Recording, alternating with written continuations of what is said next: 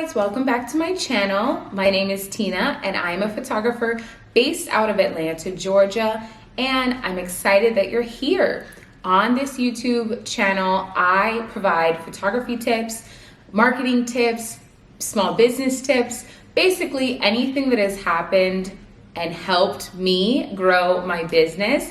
I love to share information, and you're in the right place if you need some helpful tips on any of those categories. So let's hop right into today's topic. Before we hop into this video, make sure you subscribe to my channel and make sure you hit that bell so you can get updates for upcoming videos regarding marketing and photography tips. Let's get into it. Okay, when I got started as a photographer and I started creating content for social media and just for the digital world, I always ask myself, how can my content cut through all of the clutter? Right now, it feels like everybody is doing everything. If you're a photographer, everybody's a photographer. If you are a videographer, everybody's doing that. If you cut hair, everyone's doing that. It just feels so cluttered. But in today's video, I am going to touch on the most important thing that you should be focusing on this year in your business to make a difference, and it is not social media. One thing that I felt was a little awkward when I got started creating content was the feeling of always pushing out content. Like that Gary Vee stuff, I get it, but it's exhausting after a while. I love Instagram. I'm literally on there all the time. I hate to admit it, but I love it. But when it comes to creating content for it, I just felt like it was a constant, exhausting treadmill. Like I really wasn't going anywhere. I'd get a couple of likes here and there, but overall it wasn't constantly growing like I wanted it to, until I figured out the right step. If you're somebody like me who got tired of constantly pushing out content and feeling like it didn't really have any return, the number one thing that you should be focusing on this year is creating SEO focused content. Now, you may ask me, Tina, what the heck is SEO? Or you're somebody who has heard the term and maybe don't know what it really means. I'm here to help you, okay? Sit down, take notes, let's get into it. SEO stands for Search Engine Optimization. Basically, you want to create content that is searchable, that people are intentionally searching for, with intention behind it. Social media is something that's great, but it's turned into a scrolling, kind of just boring, I want to distract myself platform. SEO content, when you think about that, you just need to think about platforms like YouTube, Google, blogs, Pinterest. These are places that people go to with intention. I mean, come on, if you moved into a new place like I did, I was on Pinterest all day. I was on YouTube all the time, just seeing what people did and how they decorated. When I wanted to know more about photography, I love looking at blog posts for that and videos. These are pieces of content that are constantly pouring out really helpful content. When you think of SEO, you may be thinking, but Tina, I don't want to write a long blog post. Creating a YouTube video sounds awful. Oh my gosh, I don't know which one is best for me. I'm not sure. What's awesome about SEO content is that it gives you the opportunity to work smarter, not harder. When you're producing content on social media like Instagram, TikTok, whatever, you're working harder. You're not working smarter. Once it's posted, it is gone. But when you think SEO content, you might have watched the YouTube video yesterday that was produced 3 years ago, and it's still providing content and information for you. Blog posts, they could have been written a long time ago, but you still found it and it still ranked higher than a video that maybe it was made last week. SEO driven content is content that you create one time and it continues to work for you over time without you even having to touch it.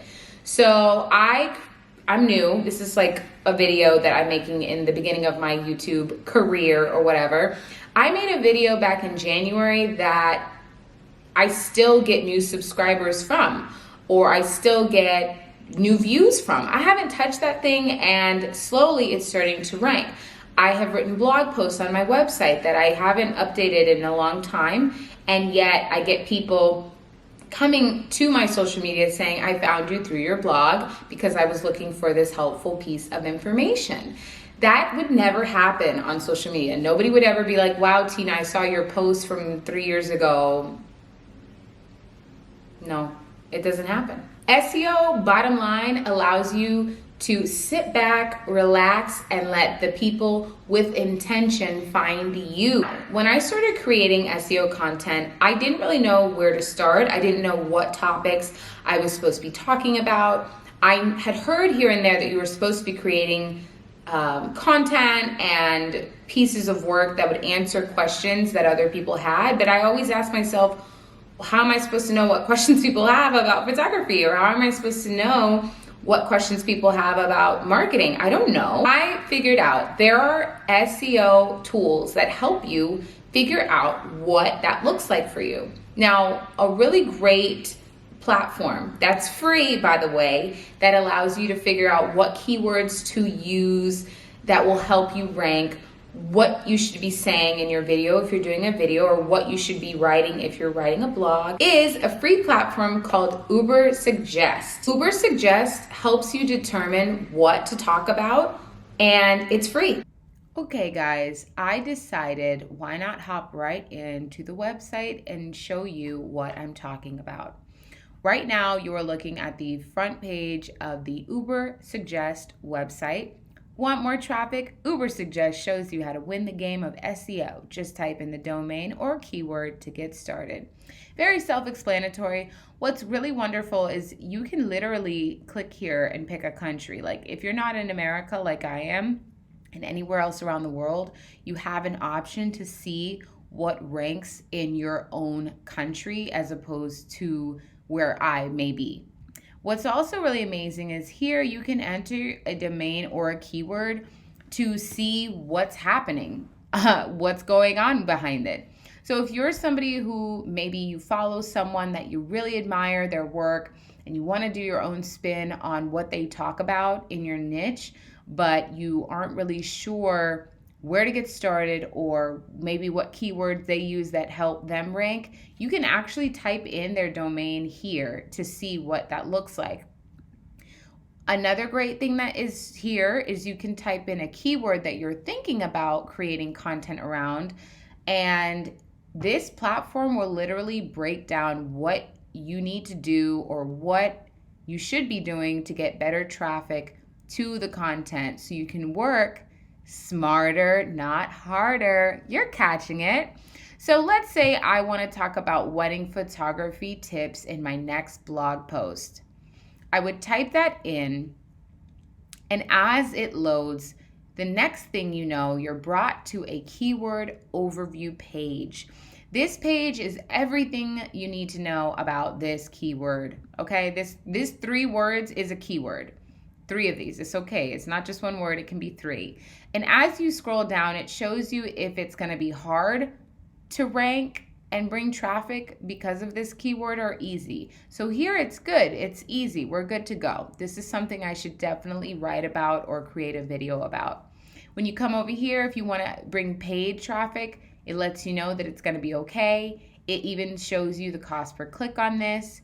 As you scroll down, it lets you know how many backlinks you should probably put in that blog post if you are writing a blog post. In fact, as you scroll down, it shows you the volume versus mobile and desktop. So maybe it gives you an idea of what kind of imagery to use in your blog post or overall bomb so far, right?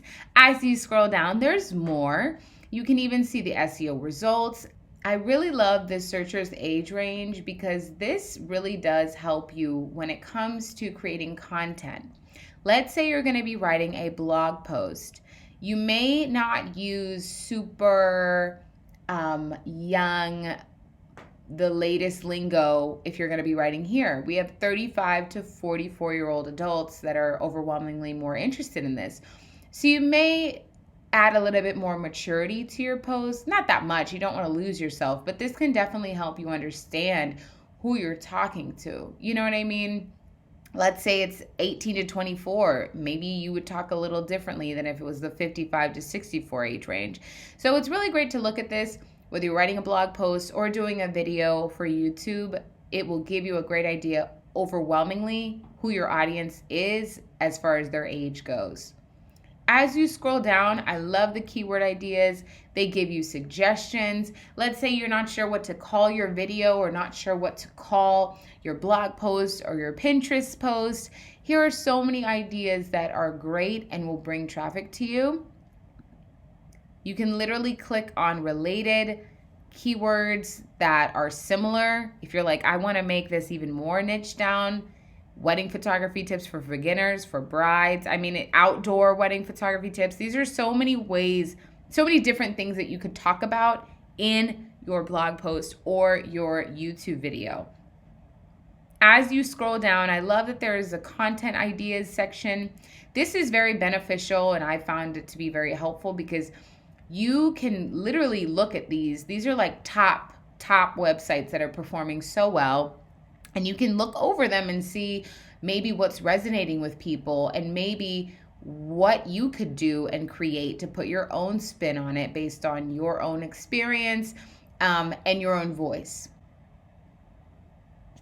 When you're on the website, be sure to click over on the side panel to get a better idea of everything and just explore, guys. It's free. You can upgrade later, but I challenge you to really go on here and play around with the platform and see how it can help you.